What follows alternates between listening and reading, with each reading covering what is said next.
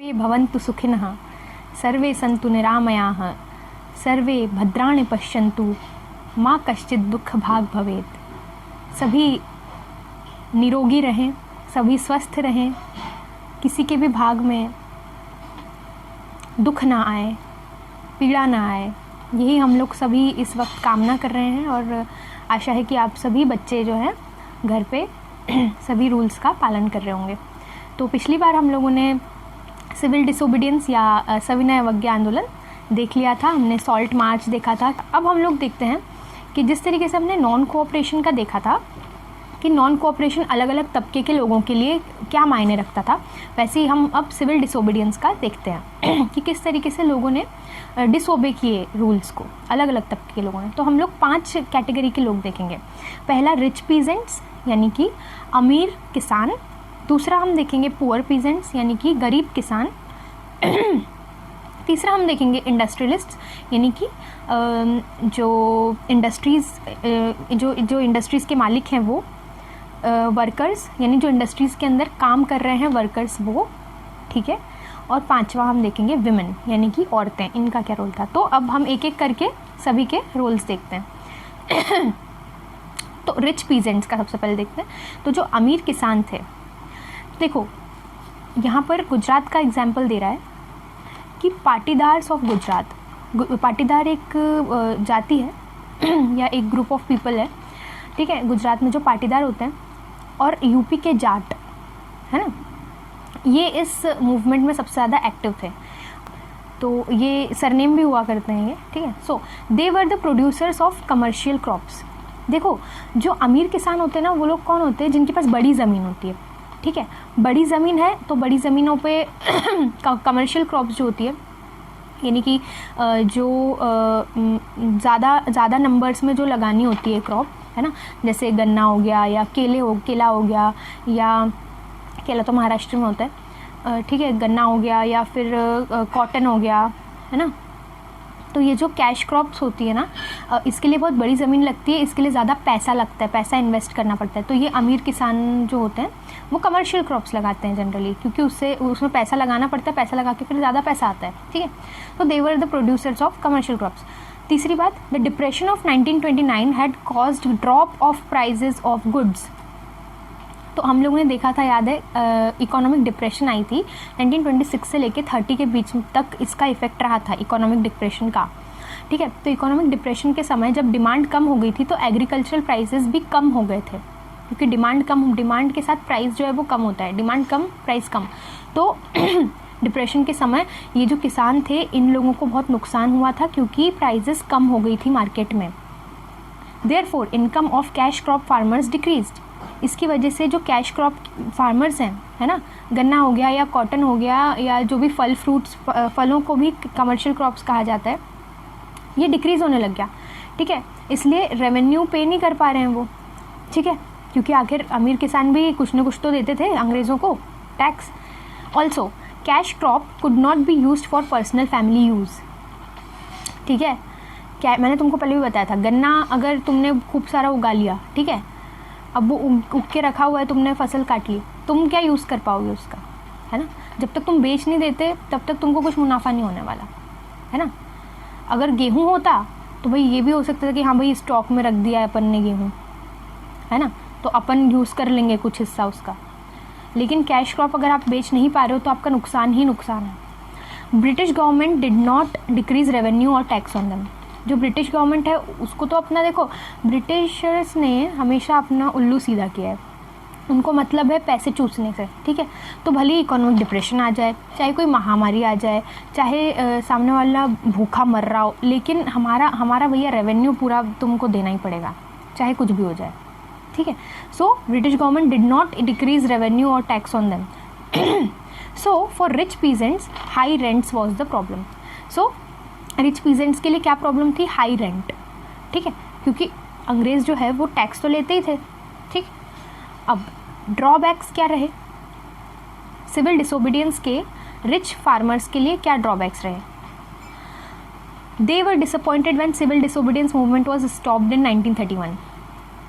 तुम लोगों को याद होगा कि 31 में सिविल डिसोबीडियंस रोक दिया गया था, बराबर, किस वजह से रोक दिया था? वायलेंस स्प्रेड हो गई थी, है ना, हर बार ऐसे ही होता है, हर बार ऐसे ही हुआ, है ना, वायलेंस स्प्रेड हुई, मूवमेंट वापस ले लिया। तो इसकी वजह से जो है ये लोग डिसअपॉइंट हुए और without decrease in the revenue demand, ठीक है। So they were disappointed when civil disobedience movement was stopped in 1931 without decrease in revenue demand. तो जो रेवेन्यू, क्योंकि सिविल डिसोबीडियंस में इनकी सबसे बड़ी डिमांड ये थी कि रेंट कम किया जाए, रेंट कम किए बिना ही सिविल डिसोबीडियंस वापस ले लिया गया, यानी रेंट कम करने का दबाव डाले बिना ही सिविल डिसोबीडियंस, उनका रेंट तो कम नहीं हुआ, तो सिविल डिसोबीडियंस का मतलब क्या रह गया? So when the movement restarted in 1932 they refused to participate. तो जब 1932 में गांधी जी ने वापस से मूवमेंट स्टार्ट किया था, तुम लोगों को याद होगा गांधी इरविन समझौता हुआ था, उसके बाद गांधी जी के साथ जब धोखा किया इरविन ने, ठीक है, लीडर्स को वापस अरेस्ट करके, तो गांधी जी ने वापस शुरू कर दिया था। लेकिन इस वक्त तक अब लोगों का मन उठ चुका था, क्योंकि पहले डिमांड्स पूरी नहीं हुई, तो अब क्या होगी, इस टाइप से लोगों के दिमाग में आने लगता है, ठीक है। तो ये था, हमने देखा जो है रिच पीजेंट्स ने किस तरीके से इस आंदोलन को लिया। अब हम देखते हैं पुअर पीजेंट्स, ठीक है। तो पुअर पीजेंट्स की क्या डिमांड्स थी, ठीक है, जो गरीब किसान हैं उनकी क्या डिमांड्स हैं? लोअर रेवेन्यू डिमांड्स, हमारा रेवेन्यू कम किया जाए, टैक्स कम कर दो यार, उतने में ही हमारा मतलब जो है आधा काम तो उतने में ही हो जाता है, ठीक है। Some peasants had taken lands on rent from landlords for cultivating. देखो, जिन छोटे छोटे किसानों की खुद की ज़मीन नहीं होती है, ठीक है, ये पुश्तैनी ज़मीन नहीं होती है, मतलब बाप दादा की ज़मीन नहीं होती, वो लोग क्या, उन लोगों को क्या करना पड़ता है? उनको जो बड़े बड़े ज़मींदार हैं, मतलब जिनके पास बहुत बड़ी बड़ी ज़मीन है, उनसे वो बोलते हैं यार देखो थोड़ा सा टुकड़ा अपनी ज़मीन का हमको दे दो किराए पर। जैसे अपन किराए से घर में रहते हैं ना, क्या करते हैं, जो किराएदार है उसको थोड़ा थोड़ा पैसा हर महीने देते रहते हैं और घर में रहते हैं। वैसे ही ज़मीन जो है, वो जो किसान जिसकी ज़मीन खुद की नहीं है, वो क्या करेगा कि वो जो बड़ा ज़मींदार है ना, उसकी बड़ी ज़मीन पे एक थोड़ा सा टुकड़ा क्या करेगा, वो किराए से ले लेगा। वो बोलेगा भाई मैं तेरे को हर महीने का किराया दूंगा, तू मेरे को इस पर काम करने दे, और इस पर जो भी प्रोड्यूस करूँगा मैं उसको बेच के कमाऊँगा, है ना, खुद, और उस कमाए हुए से खुद को भी खाना है उसको और किराया भी देना है, ये सोचो, ठीक है। ऊपर से अंग्रेज़ भी शायद लेंगे टैक्स अलग से, ठीक है। तो पता नहीं उसके पास खुद के पास पता नहीं क्या बचने वाला है, ठीक है। So some peasants had taken lands on rent from landlords, landlord मतलब zamindar, for cultivating, they wanted this rent to be freed. तो अंग्रेज़ तो एक प्रॉब्लम है, लेकिन अपने खुद के देश के जो ज़मींदार है ना, वो ज़्यादा बड़ी प्रॉब्लम बने हुए हैं। इस मूवमेंट से ये मांग थी इनकी कि हमारा जो ये रेंट है ये फ्री किया जाए। और ये नोट करने वाली बात है कि जो ग्रेट डिप्रेशन है उसके कारण इनको भी तो नुकसान हुआ है। इनफैक्ट ज़मींदारों के पास तो खूब सारा पैसा ऑलरेडी जो उनका पहले का जमा है वो है, लेकिन ये लोग तो रोज़ कमा के रोज़ खाने वाले लोग हैं ना। जो गरीब किसान है उसके पास थोड़ा ना जमा हुआ रहता है पैसा, ठीक है। सो अब इन ड्रॉबैक क्या रहा सिविल डिसोबीडियंस का फॉर पुअर पीजेंट्स, है ना। तो Congress did not want no rent program. Congress ये नो रेंट वाली चीज़ नहीं चाहती थी। क्यों? Because this might make the rich peasants angry. Point to be noted, क्योंकि देखो किस किस को खुश करोगे? जो पुअर, देखो रिच पीजेंट भी इंडियन है, पुअर पीजेंट भी इंडियन है, ठीक है। अब रिच पीजेंट की अपनी मांगें हैं, ठीक है, वो अंग्रेज़ों से टैक्स कम करवाना चाह रहे हैं। और पुअर पीजेंट जो है उसके लिए तो पहले समस्या ज़मींदार है ना, अंग्रेज़ तो बाद में है, ठीक है। तो अगर पुअर पीजेंट्स की डिमांड पूरी करने जाएंगे कांग्रेस वाले, ठीक है, तो क्या होगा कि भाई नो रेंट मतलब रेंट किसको नहीं देना पड़ेगा? ज़मींदार को। तो ज़मींदार नाराज़ नहीं हो जाएगा कि यार हम हमारा मतलब रेंट बंद करवा दिया तुमने, है ना। तो ये प्रॉब्लम आ रही थी कि दोनों तबके के लोगों को एक साथ कैसे खुश किया जाए। So Congress did not want no rent programme because this might make the rich peasants angry who had given poor peasants land on rent, ठीक है। Now third category, business class, ठीक। बिजनेस क्लासेस मतलब जो इंडस्ट्रियलिस्ट्स हैं या जो मालिक है कंपनियों के या इंडस्ट्रीज़ के, ठीक। नाउ सी, देखो थोड़ा सा इसमें क्या होता है कि हम लोग जो इंडस्ट्रियलाइजेशन वाला पार्ट है ना, वो हम लोग पढ़ेंगे बाद में 5th चैप्टर में, ठीक है। उसमें ये बताया गया है कि जो इंडियन मर्चेंट्स थे और इंडस्ट्रियलिस्ट थे, इन लोगों को ना बहुत प्रॉफिट हुआ था। कब? वर्ल्ड वॉर 1 के टाइम। क्यों हुआ था? इसका कारण है क्योंकि वर्ल्ड वॉर 1 के टाइम क्या हुआ था, देखो ब्रिटेन जो है वो भी लड़ रहा था, मैंने तुमको बताया था, है ना। तो ब्रिटेन जब लड़ रहा है तो ब्रिटेन को भी आर्मी चाहिए, आर्मी चाहिए तो आर्मी वालों को देने के लिए मतलब कपड़े चाहिए, आर्मी वालों को देने के लिए खाना चाहिए, जो सैनिक है उनको, है ना। तो इसके लिए बहुत सारा पैसा देना पड़े, पैसा चाहिए प्लस इंडस्ट्रीज़ चाहिए, क्योंकि इंडस्ट्रीज़ में ही वो चीज़ें बनेंगी बड़े बड़े नंबर्स में। जब बड़े नंबर्स में बनेंगी तभी वो सप्लाई कर सकते हैं आर्मी को, ठीक है। तो जो ब्रिटेन की इंडस्ट्रीज़ हैं वो तो सप्लाई कर ही रही हैं, है ना। तो ये जो इंडियन मर्चेंट्स थे ना और इंडस्ट्रियलिस्ट थे, इनने इस बात का फ़ायदा उठाया और उन लोगों ने भी इंडिया में इंडस्ट्रीज सेटअप की। बहुत छोटी छोटी सी चीज़ें जो है वो बनाने के लिए इंडस्ट्रियलिस्ट्स ने इंडस्ट्रीज़ खोली भी, और ठीक है। So now they wanted to expand their business.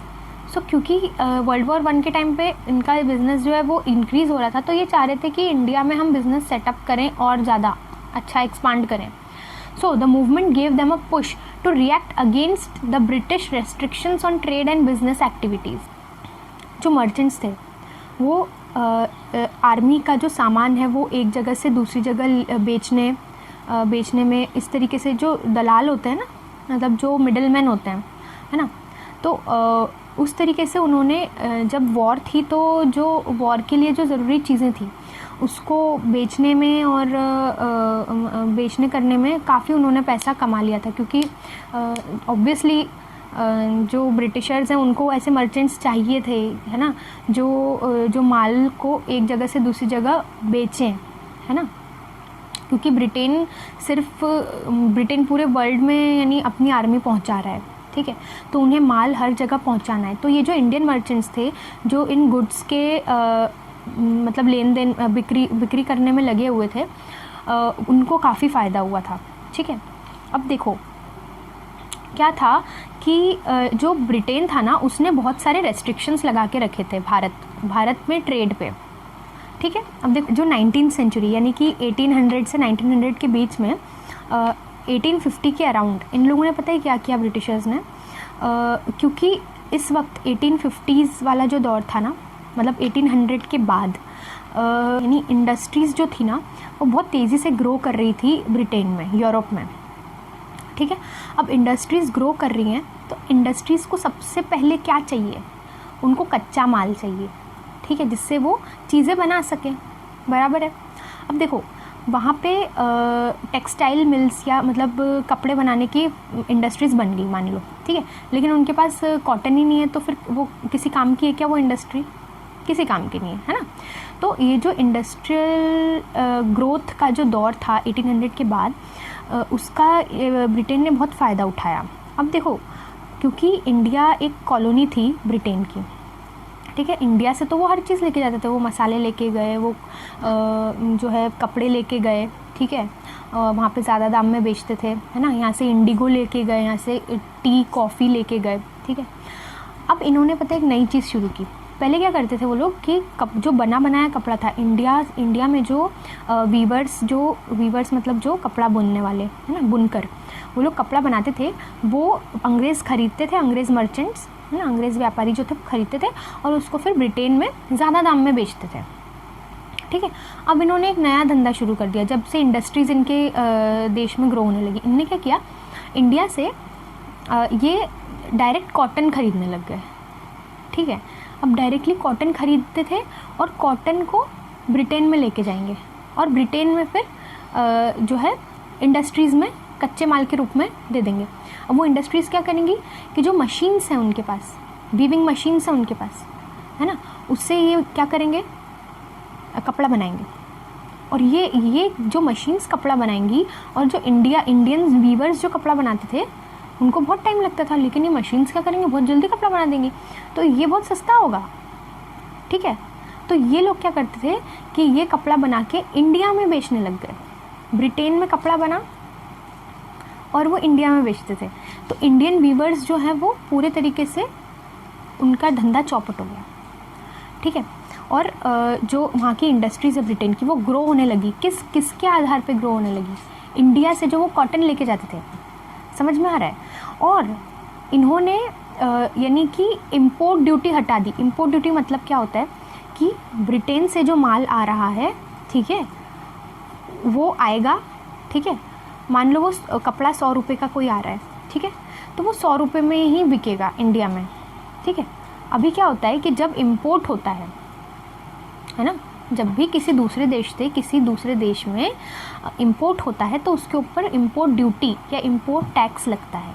मतलब भैया तू अपने देश से मेरे देश में बेच रहा है, तू अपना फ़ायदा कर रहा है ना बेच के, तो मैं तेरे से एक टैक्स लूँगा इससे पहले कि तू मेरे देश में बेचे माल, ठीक है, अपना। तो मैं क्या करूँगी कि मैं उसको, मान लो कि 20% मैंने टैक्स लगा दिया, 20% ज़्यादा हो गया, मान लो 5% टैक्स लगा दिया मैंने, ठीक है। तो क्या होगा, 5% ऑफ 100 क्या होगा, 5 रुपये। मतलब जो 100 रुपये का उसका कपड़ा था वो कितने रुपये में बिकेगा, 105 रुपये में बिकेगा मेरे देश में, ठीक है। तो वो महंगा होके बिकेगा। लेकिन अगर मेरे देश में वही कपड़ा 100 रुपये का तो वो 100 रुपये में ही बिकेगा। तो ये कपड़े की कंपटीशन रहेगी कि भैया वो कंपनी का जो है वो बाहर से आया हो वो 105 का है और मेरे देश में जो बन रहा है वो 100 रुपये का है, तो जो सस्ता है वो मैं खरीदूँगी। ओके, तो ये कंपटीशन बनाता है मार्केट के अंदर दो कंपनीज़ के बीच में, ठीक है। तो ताकि जो देश की कंपनीज़ हैं वो बची रहें, है ना। ऐसा ना हो कि भाई वो सस्ते वाले बिके जा रहे हैं उनके और हमारे देश की जो कंपनीज़ हैं वो डूबती जा रही हैं, ठीक है। इसलिए ड्यूटी लगाते हैं, ड्यूटी या टैक्स लगाया जाता है जब इंपोर्ट करते हैं। तो ब्रिटिशर्स कोई इंपोर्ट ड्यूटी नहीं लगाते थे, है ना, कोई टैक्स नहीं लगाते थे। दूसरी बात, वो इंडिया से कच्चा माल ले लेके जाते थे, है ना। तो ये जो हैं जो बिज़नेस क्लासेस थे ये कह रहे हैं कि ब्रिटिश जो रेस्ट्रिक्शंस उन्होंने ट्रेड और बिज़नेस एक्टिविटीज़ के ऊपर लगा के रखी है। अच्छा, एक और चीज़ थी कि जो इंडियन ट्रेडर्स थे वो ख़रीद नहीं सकते थे कच्चा कॉटन जो है ना वो कच्चा माल नहीं खरीद सकते थे इंडियन ट्रेडर्स, सिर्फ ब्रिटिश ट्रेडर्स ही खरीद सकते थे। उसके ऊपर भी मोनोपोली थी उनकी। ओके, ठीक है। अब ये पूरा डिटेल में हम लोग देखेंगे इंडस्ट्री वाले चैप्टर में देखेंगे, ठीक है। तो इनकी क्या डिमांड्स हैं?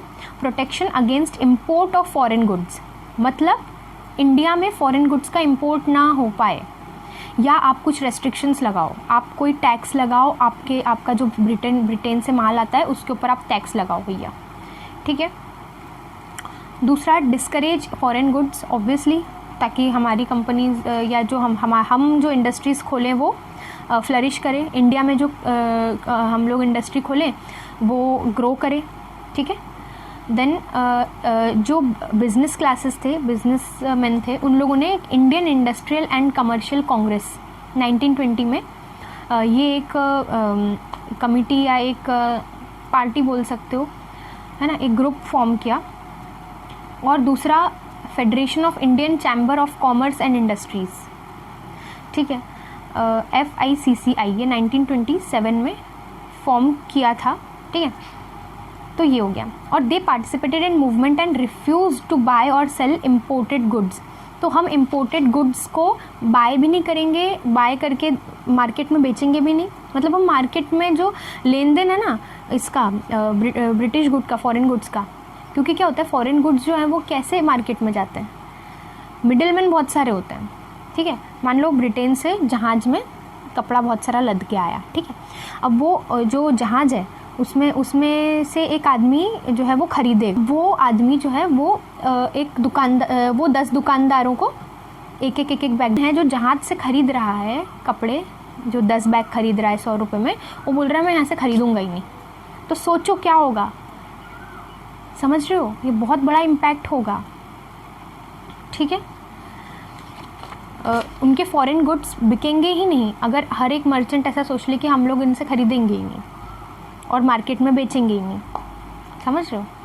अब फॉर देम स्वराज मतलब था कॉलोनियल या British restrictions over and Indian industries work without restriction. Okay, उनके लिए स्वराज क्या था कि जो इंडियन इंडस्ट्रीज़ हैं वो बिना रेस्ट्रिक्शन के जो है खुल सके इंडिया में, है ना, क्योंकि इंडिया में अभी इंडस्ट्रीज़ इतनी नहीं आई हैं, क्योंकि बहुत सारे रेस्ट्रिक्शंस जो हैं वो ब्रिटिशर्स ने लगा के रखे हुए हैं इंडियंस को इंडस्ट्रीज़ खोलने के लिए भी, उसकी भी आज़ादी नहीं है। इसका ड्रॉबैक क्या रहा, इनके लिए क्या ड्रॉबैक रहा सिविल डिसोबीडियंस का? Failure of round table conference, business groups were not as energetic for the movement. ठीक है, राउंड टेबल कॉन्फ्रेंस फेल हो गई थी, तुम लोगों को याद होगा, जब इरविन के साथ समझौता किया था। ठीक है, और उसमें मैंने तुमको बताया था कि सभी तबकों की मांगें गांधी जी ने रखी थी, और मतलब अधिकतर डिमांड्स को अच्छे से फुलफ़िल नहीं किया था अंग्रेज़ों ने, और बिज़नेस ग्रुप्स जो थे वो उतने एनर्जेटिक नहीं दिखे, ठीक है, मूवमेंट में, क्योंकि यार देखो अपना अपना एक वो होता है। देखो कब तक आप ऐसा कर सकते हो कि आप जहाज़ों से नहीं ख़रीदोगे, यानी उनका माल नहीं ख़रीदोगे और ख़रीद के बेचोगे नहीं मार्केट में, ऐसा कब तक करोगे? आपका भी तो नुकसान होगा। आपको फिर क्या बोलते हैं, आप यानी इंडियन वीवर्स से ख़रीद के दोगे, लेकिन इतना महंगा हर कोई नहीं ख़रीदता है, हर कोई खादी इतनी महंगी नहीं ख़रीदता है, तो नुकसान है, क्योंकि बाहर से जो कपड़ा आ रहा है वो तो बहुत सस्ता है, इतना आसान नहीं है मार्केट में महंगे कपड़े को लेकर आना उनके कंपटीशन में। ठीक है, they were worried about growing socialism among Congress. देखो सोशलिज्म क्या होता है, सोशलिज्म ये वर्ड बार बार आएगा। सोशलिज्म मतलब मान लो कि कोई एक मालिक है, देखो सबसे बेस्ट एग्जांपल देती हूँ, जेठालाल। ठीक है, अब जेठालाल जो है वो दुकान का मालिक है, ठीक है, अब लेकिन उसके साथ काम करने वाले कौन कौन है? नट्टू काका है और बाघा है, बराबर। तो ये अगर ये दोनों नहीं होंगे तो जेठालाल क्या करेगा? उसका काम मुश्किल हो जाएगा ना। मतलब जेठालाल की जो दुकान है उसको प्रोडक्टिव कौन बना रहा है? क्या सिर्फ जेठालाल बना रहा है या फिर नट्टू काका और बाघा भी बना रहे हैं? ऑब्वियसली तीनों मिलके बना रहे हैं, ठीक है, लेकिन मालिक कौन है? जेठालाल है ना। अब तुम लोगों ने देखा होगा बार बार वो तनख्वाह की बात करते हैं, है ना, तो तनख्वाह जो है वो नट्टू काका और बाघा की बहुत कम है, बहुत कम, यानी जेठालाल के कंपैरिजन में बहुत कम है। यानी जितना भी उसकी दुकान को फ़ायदा होता है वो 90% तो जेठालाल ही रखता है। ये भी ज़्यादा बोल दिया मैंने, ठीक है। अगर 100 रुपये आ रहे हैं तो उसमें से 90 रुपये जेठालाल रख रहा है, बाकी 5-5 रुपये दोनों को बांट दे रहा है, ठीक है। यानी 1000 रुपये आ रहे हैं तो 900 रुपये जेठालाल रख रहा है, 50-50 इनको दे रहा है, ठीक। तो ये क्या है कि नट्टू काका और बाघा जो है उसकी दुकान को प्रोडक्टिव बना रहे हैं, उनके बिना जेठालाल की दुकान नहीं चलेगी। तो अगर वो 1000 कमा रहा है तो 500 खुद को रखना चाहिए और 250 उन दोनों में बांट देना चाहिए। ये कहलाता है सोशलिज्म। सोशलिज्म मतलब जो लोग किसी इंडस्ट्री को या किसी कंपनी को प्रोडक्टिव बना रहे हैं, ठीक है, तो उस इंडस्ट्री या कंपनी को जो भी फ़ायदा होता है उसको इक्वली सभी वर्कर्स में डिस्ट्रीब्यूट करना, ये कहलाता है सोशलिज्म, ठीक है। तो जनरली जो इंडस्ट्रियलिस्ट्स होते हैं वो लोग इसी फंडे पे काम करते हैं। जनरली मालिक बहुत अमीर होता है और वर्कर्स जो है वो मिडिल क्लास या लोअर मिडिल क्लास या पुअर ही होते हैं। सो कांग्रेस जो है उसकी विचारधारा में सोशलिज्म आ रहा था, और सोशलिज्म आएगा तो डेफिनेटली ये इंडस्ट्रियलिस्ट्स के लिए अच्छी बात नहीं है ना, उनके लिए तो ये मतलब सही नहीं है ना सोशलिज्म। अब देखो चौथी कैटेगरी है इंडस्ट्रियल वर्कर्स। तो हमने इंडस्ट्रीज़ के जो मालिक हैं, जो बड़ी बिजनेस क्लास के लोग हैं, उनकी बात देख ली। अब इंडस्ट्रीज़ में जो काम कर रहे हैं वर्कर्स, उनकी बात देख लेते हैं। तो they did not participate in large numbers, only Nagpur region, ठीक है। तो केवल नागपुर रीजन में जो इंडस्ट्रियल वर्कर्स थे उन्होंने पार्टिसिपेट किया, बाकी किसी ने participated in boycott of foreign goods and were against poor wages and poor working conditions, ठीक है। फॉरेन गुड्स को बाइकआउट करने में पार्टिसिपेट किया, और जो वेजेस मतलब क्या होता है? पैसा जो दिया जाता है। वेज मतलब ये होता है कि जो वर्कर्स होते हैं ना उनको हर दिन या हर हफ्ते का पैसा दिया जाता है। तो बहुत कम पैसा दिया जाता था, काम 12-12, 15-15 घंटे लिया जाता था, और वर्किंग कंडीशंस जो हैं, वर्किंग कंडीशन मतलब कि भैया हमको रहने के लिए, खाने के लिए, पीने के लिए कुछ तो ढंग का दो ना, रहने के लिए ढंग का, एक कमरे में ठूसे पड़े हैं सब लोग, ठीक है। हम वर्क कर रहे हैं तो हमारे लिए ना प्रोटेक्शन है, हम मतलब हमको एक तरीके से जानवरों की तरह यूज़ कर रहे हैं, ठीक है। सो पुअर वर्किंग कंडीशंस और पुअर वेजेस के खिलाफ था। अब इनके लिए क्या ड्रॉबैक्स थे, देखो, if Congress looked at workers demand which were against the industrialists, ठीक है, वर्कर्स की जो डिमांड्स थी वो क्या थी, इंडस्ट्रियलिस्ट्स के खिलाफ है ऑब्वियसली, है ना, क्योंकि पुअर वेजेस और पुअर वर्किंग कंडीशंस कौन दे रहा है, इंडस्ट्रियलिस्ट दे रहे हैं। They would lose the support of business classes और इंडस्ट्रियलिस्ट्स। तो जो इंडियन बिजनेस क्लास है या इंडस्ट्रियलिस्ट्स हैं, उनका सपोर्ट फिर लूज़ कर देगी कांग्रेस। तो मतलब धर्म संकट आ गया, है ना, ना इधर के रहे ना उधर के, इधर जाएंगे तो इधर तो खाई और इधर तो कुआं, ठीक है। तो ऐसा हो गया है, तो बहुत फंस गई थी कांग्रेस, है ना। अब हम देखते हैं विमेन ने कैसे पार्टिसिपेट किया, ठीक है। अब देखो विमेन का पार्टिसिपेशन हर एक इसमें अलग से दिखाया जाएगा तुमको, हर एक किसी भी आंदोलन में देख लो तुम। तो during salt march many women came out of the houses, listen to Gandhi ji, participated in marches, boycotted foreign goods. वैसे तो गांधी जी का ऐसा मानना था कि यार जो लेडीज़ हैं उनको अपने घर पे जिम्मेदारी निभानी चाहिए, बच्चों को अच्छे संस्कार देने चाहिए, लेकिन सरोजिनी नायडू जो बहुत बड़ी लीडर थी, उन्होंने विनती की गांधी जी से, और भी जो विमेन लीडर्स थी उन्होंने गांधी जी को कहा कि नहीं, औरतों को भी बाहर आना चाहिए और आप उनका पार्टिसिपेशन बहुत बड़ा सिंबॉलिक मीनिंग देगा इस आंदोलन को। तो औरतें बाहर निकली। Now many went to jails also, even Gandhi ji की वाइफ जो कस्तूरबा जी थी, when came from urban high caste families and rural rich peasant families. तो देखो जनरली हाई कास्ट या रिच फैमिलीज से ही औरतें आ रही हैं बाहर, है ना। They began to see the service to nation as duty of women. और ड्रॉबैक क्या रहा, ठीक है।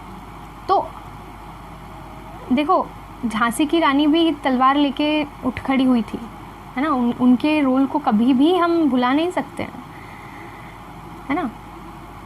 सो ड्रॉबैक क्या रहा, Gandhi ji saw the duty of men women to look after home, be good mothers and wifes. और Congress did not want to allow women to hold any position of authority. समझ रहे हो, ये कहीं ना कहीं एक पैट्रियार्की वाली चीज़ आ गई, ठीक है, कि भैया हम औरतों को बड़ी पोजीशंस पे नहीं देखना चाहते, ठीक है। तो ये ड्रॉबैक्स थे for women in the movement, ठीक है। तो ये हो गया हमारा how people saw this movement. अब हम लोग अगला देखेंगे कि इस सिविल डिसोबीडियंस के सबसे बड़े लिमिटेशंस क्या थे।